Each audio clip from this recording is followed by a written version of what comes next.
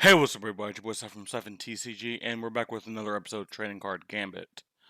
This is going to be a very controversial episode, so I want everyone to buckle up, because we're about to spit something here.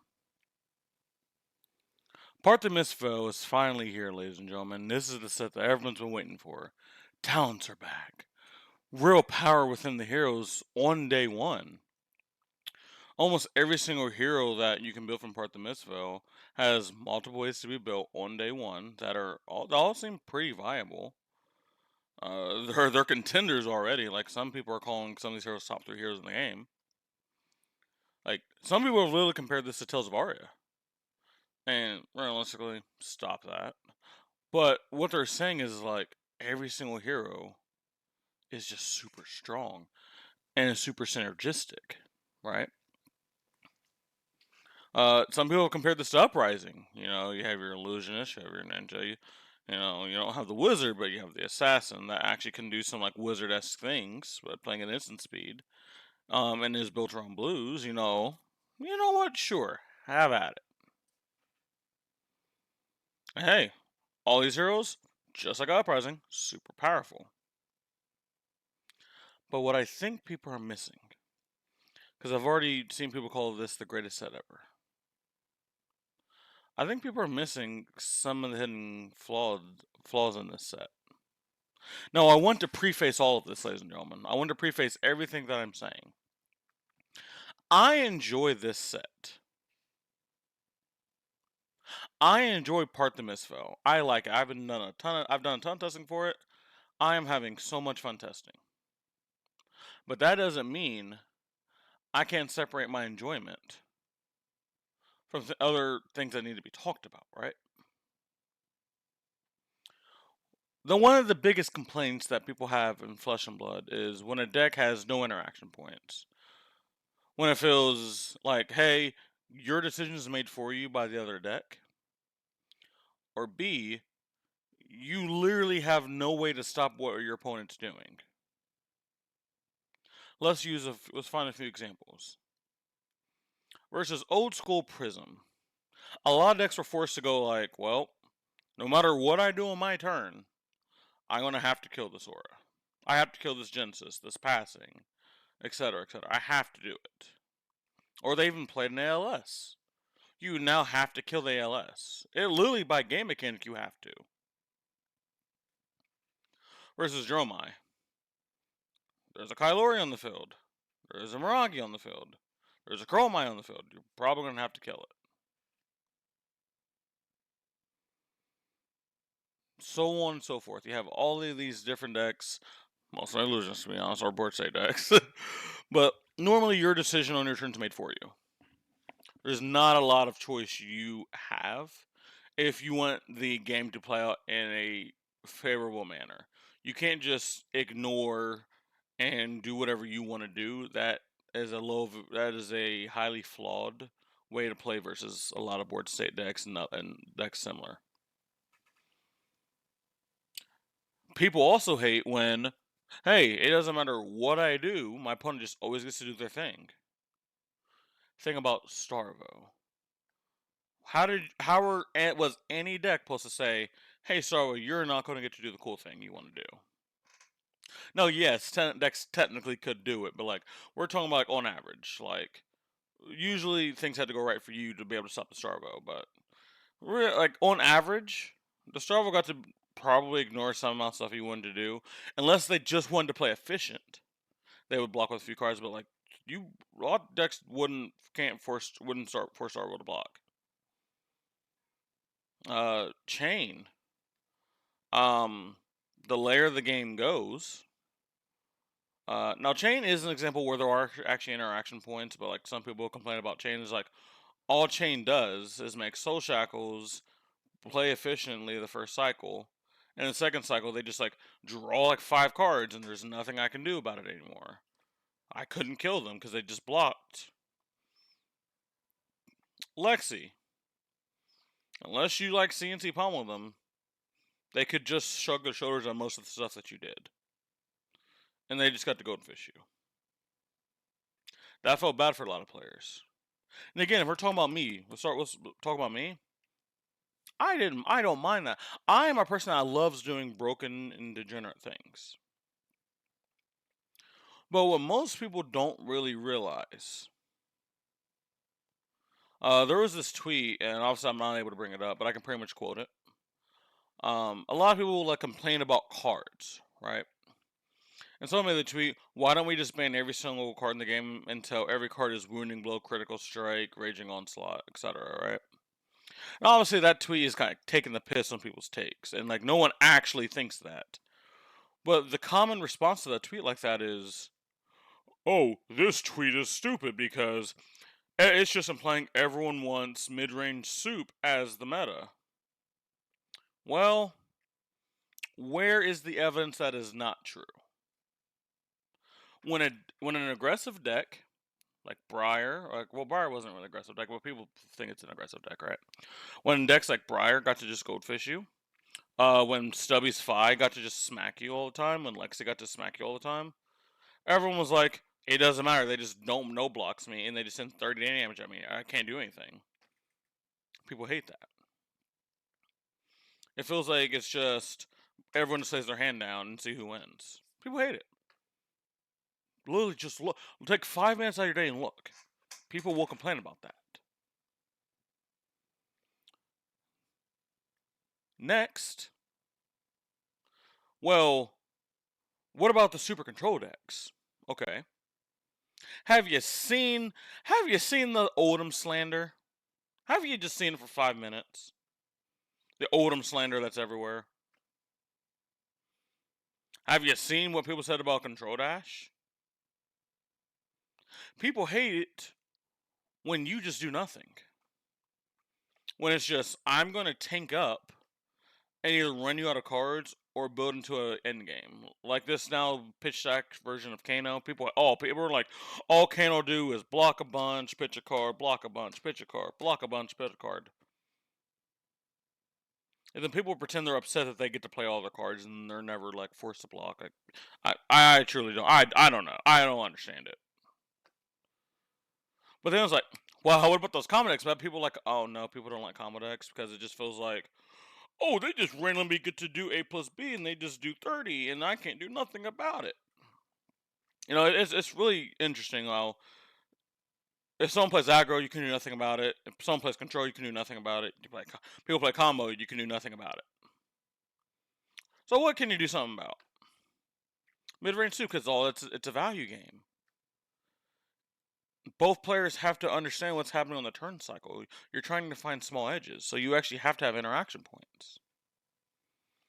So realistically, based on what you are saying, you do want mid-range soup. You just don't want it to hear that's mid-range soup. You just want it to be whatever's in like your head. But you don't want it verbalized. Because if I ask you to build your ideal metagame, it probably can devolve into mid-range soup. And even if it doesn't immediately, someone gonna be like, well, if it's the aggro decks, it's like all like, is there a way I can slow down the aggro decks and play a smaller game into them? Well, now you're devolving it back into mid-range. It's kind of inevitable, isn't it? But where does all this tie into MST? Where does all of this lie? You hear a lot of people saying how much they enjoy this set. They enjoy all the heroes. But when I was listening to the Runaways podcast, they brought up an interesting point about New that I thought. And it was super interesting. And then I heard Fino's video about Enigma. I was like, well, this is stuff I've also thought. And then I played a lot of games versus Az and versus Zen, and I'm like, well, this is also true. Okay. Let's start with each hero. Let's start with Zen. Can anyone tell me the interaction point versus Zen? Because let's build this narrative. Let's build this here, right? Let's build this. 3 nights ago, I played against Nathan Crawford. Bolton versus Zen. He goes first. He looks at his hand and goes, pass. I have Halo Illumination because I'm in a very heavy combo focused build on that one. I could pop my Halo, get a free draw the card. Now I'm pressing having 3 cards in hand. There's a chance I take some free damage. And also, I have another combo. I have a Luminous Engine in my hand, and I'm not really going to want to block with that. Can I? Yes. But seeing how this is probably going to be a short game, I probably need to hold on to that, because it's a guaranteed card. Well, I guess I just gotta let him pass. Thankfully, he does not attack me at all, right? But I also don't do the Halo, so I don't get the whole reason to play Halo. I don't get that benefit. So then goes to the second turn. I go crack Halo, put this thing in there, swing this card. I have 2 so now, Arsenal Luminous Engine. He goes, I think you're dead. And I'm like, how? He plays a Transcend card, double Transcends, gets 2 resources, goes Art of War, Roar of the Tiger, and then does 31 damage to me, while me blocking with my whole entire hand, and all of my armor. And someone say, oh dude, Zen just got the nuts that turn. You're absolutely right. You're absolutely right. Zen got the nuts that turn. But I want you, the viewer, to tell me at any point what I could have done to stop that.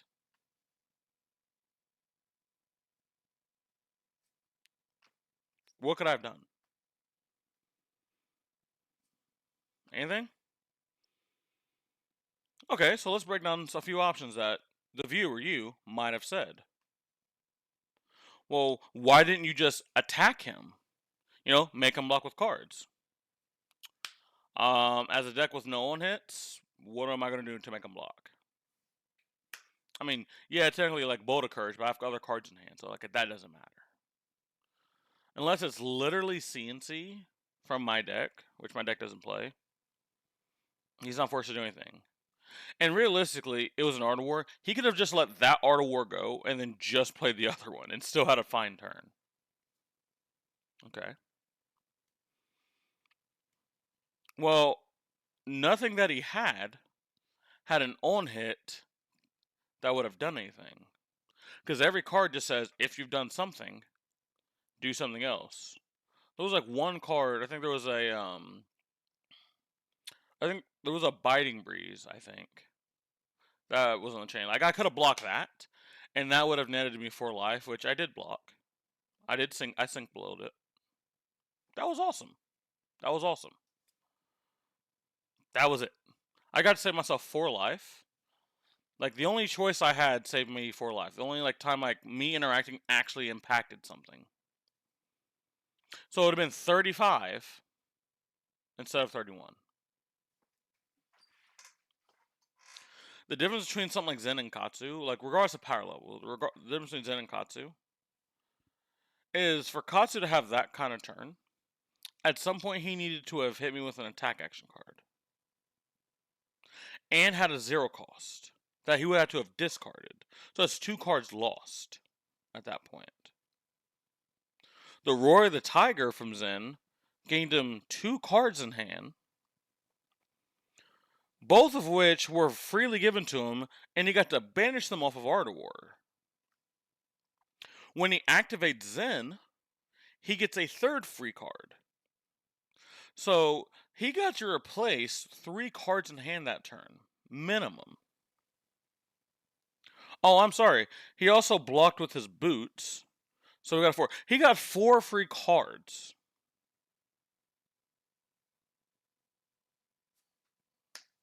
Now, I personally enjoyed it. I was laughing the whole entire time because I was like, that's fucking hilarious, right? But to all the people that hate no interaction, what was my interaction point? Again, you could give Katsu that exact same setup, right? He could have swung some of those cards. I could have blocked them. He wouldn't have got his own hit to get a combo card. But also, he would have needed a 0 cost card, which would have won him down because he just would have discarded Crouching Tiger, right?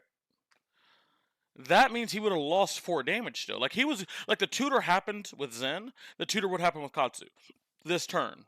Like, let's give him that. By the very least, he loses 4 damage because he has to discard the Crouching Tiger. That's like the lowest EV card, right? So I'm now at 27 damage taken instead of 31. So you see where this, you see the separation here. Zen is a deck that does not need to hit to be able to do powerful things.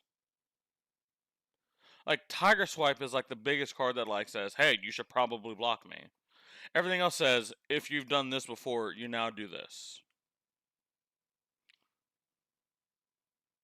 So if Tiger Swipe is the biggest card I can interact with, and yeah, I'm always going to block it if I can. That's not a lot of interaction points, right? So all the people that say, all my like I can't interact with this deck, it's just 2 ships passing a night and we're both just goldfishing each other. Well, now you have another deck you have to hate. If you want to stay consistent, you now also have to not like Zen. I'm not here to let people pick and choose what points they want to make. If you hate low interaction decks, hate Zen. Oh, that's weird, isn't it? But Zen's new, Zen's new. He gets to do the cool Crouching Tiger things that we've always like, oh, this has been so close to being broken. No. It's none of that. It's none of that. You hate low interaction, you hate Zen. Moving on. Enigma. Pheno Black pretty much spelled this point out perfectly. Unlike Prism and Dromai that said, hey, you're going to, at some point in the turn, you're doing this. You are forcing your opponent to interact with you at some point. And remember, everyone says they love Flesh and Blood for the interaction.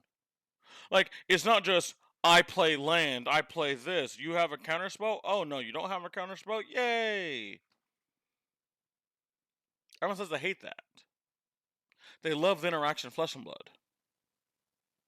But people hated Prism and Dromai because they forced them to interact. Now, yes, I'm not delusional. One side of the table is making more choices than the other. Now, yes, is that always going to be true? Most likely, yes.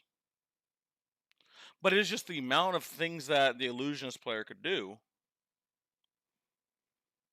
is much bigger. Plus, they were forced to do less things. As the other player, you are somewhat forced at the competitive level to do one thing at some point.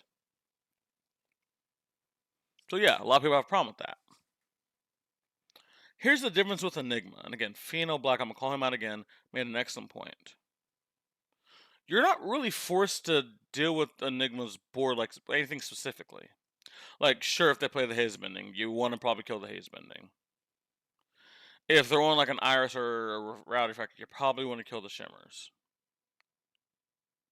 If they're on their own passing, they probably have some attacks. Maybe you want to kill the passing. Who actually knows? But realistically, it is just you're going to draw your cards, and you're going to play a game. Can you break the Enigma's board while leaking damage more often than the Enigma can rebuild her board, try to protect it as much as she wants to, and continuously swing? Who's going to win this battle? Can you tell me the interaction point with Enigma? In my opinion, this is just 2 ships passing the night. Enigma's going to play her board, swing with everything she can. You're going to be like, I'm just going to lay my hand down every single turn, regardless of like the synergy. I'm going to try to do the most damage I can to clear your board. You may block it, you may not. Then you're just going to play more. And then we're just going to keep doing this. It's just going to do this the whole entire game. Like, only the Enigma side has to actually stop and think, go, is this worth protecting? Is this worth protecting? It is actually now the opposite.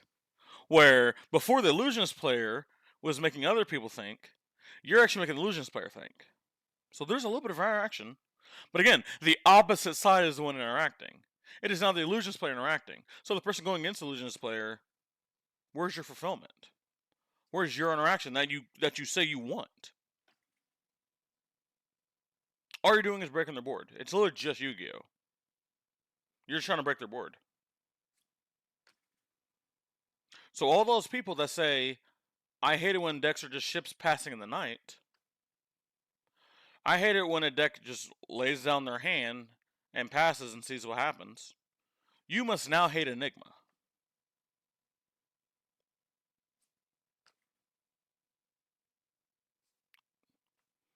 This is just me listening to you, Joe. Like, but Siphon, but the Enigma's different. No.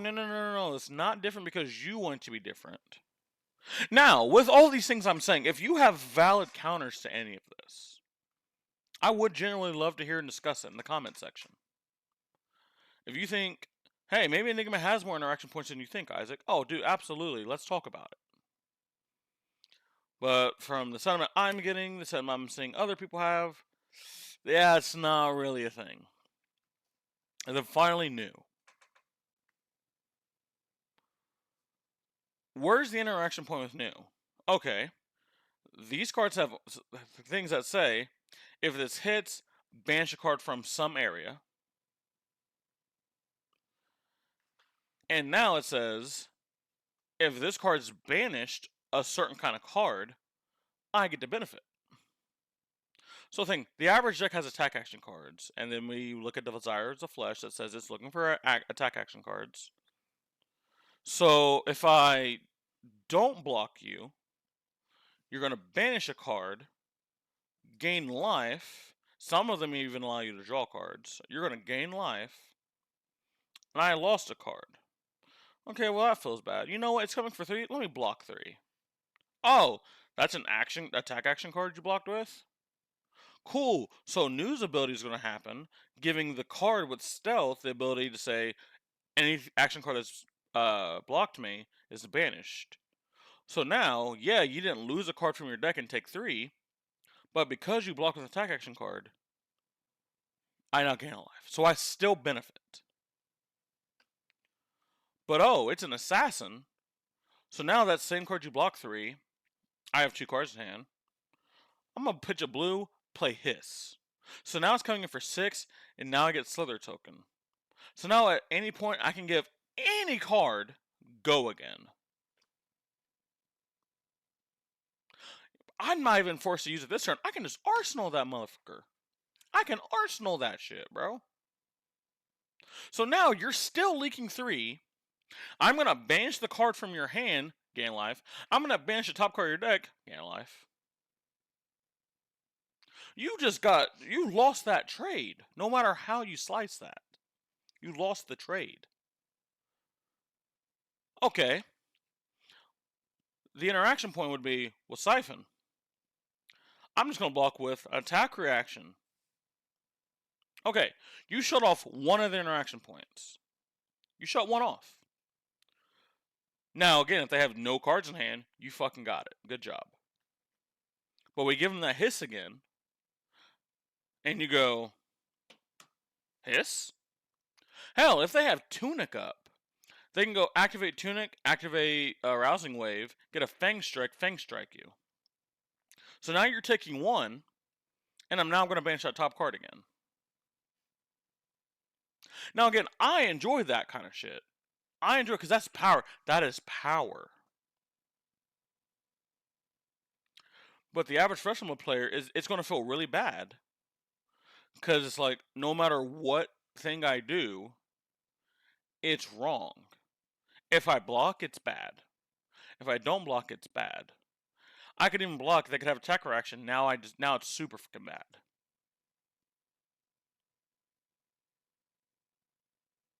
So you have all these interaction points, but no matter how you choose to interact, the New's going to get a card. No matter what. Now, yes, there are a few cards that don't actually have a thing that banishes, like Pictopieces, for example. If you're running that into an illusionist deck, it pretty much has no text. But that's the other thing. There are cards that will say, depending on how many reactions you've played, I might get a bonus. I might get extra power. So that card that comes in for 3, but says if you've played 1 reaction, it gets like +1 or something. Well, you're going to block for 3 because it's like, well, yeah, I block for 3. Why the fuck would I not? Well, now I play 1 reaction. Now that leaks 1 damage. So now I played a 0 for 4 and you blocked for 3. Now, yes, that's still an efficient block on your end, but you still lost something. But the power of blue cards. Like, blue cards are not meant to be the most powerful cards in someone's deck. If I come in with a 0 for 1, and I have any amount of cards in, you now have to go, is this just a Nick? Is this Razor's Edge? Like, what is this? What is this? Am I supposed to just put 2 cards in front of this so I don't get blown out by just a Nick?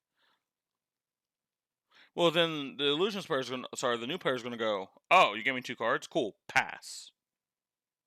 So now you lost 2 cards. Probably got them both banished to stop a blue 1 power attack. Who do you think's winning that exchange? If the most effective way to beat new, instead of trying to interact with the new, is to just go, I'm gonna lay down my hand and try to kill you. So now we go back to the 2 ships passing in the night. I'm playing my cards, you're playing your cards, we see who wins. There is a small illusion of choice that's happening. There's a very small illusion of choice.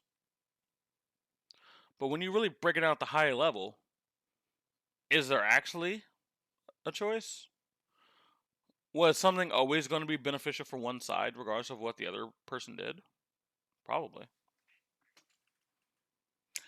Is inherently all this even bad for the game? I actually don't think it is. I think it makes the game more interesting. But the issue that we have is how the community is going to react. Because they claim they don't like certain stuff.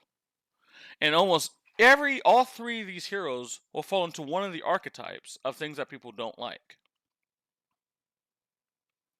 So now we have to see how consistent people are. Because remember, people like to pick and choose like their battles. Someone that really is just like, I don't like everything my opponent does, like everything I do just to be wrong. And my opponent just benefits off of everything. And even like the worst cards in my deck are actually power cards, in theory. That's new, but watch that person play new.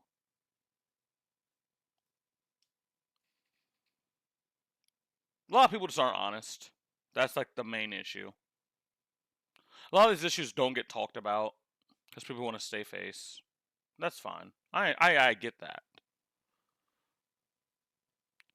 But when I see something like this happening, and I see the conversations on social media and inner circles, when I see these kind of conversations happening, I would be very regretful if I didn't voice any of this.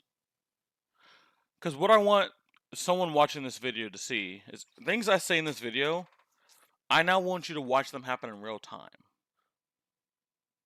You guys are going to see people praise this set for reasons that they would have said another thing is bad.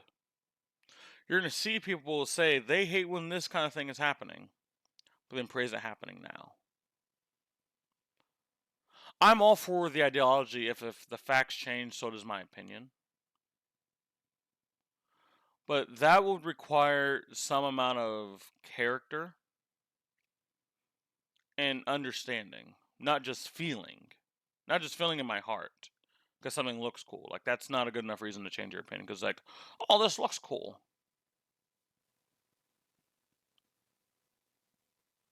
Ladies and gentlemen, hopefully you guys took away something from this video on how to look at how heroes are played, how the game of Flesh and Blood is just played, and see the things around you. See, like, the puzzle people try to create and then make you solve with their words.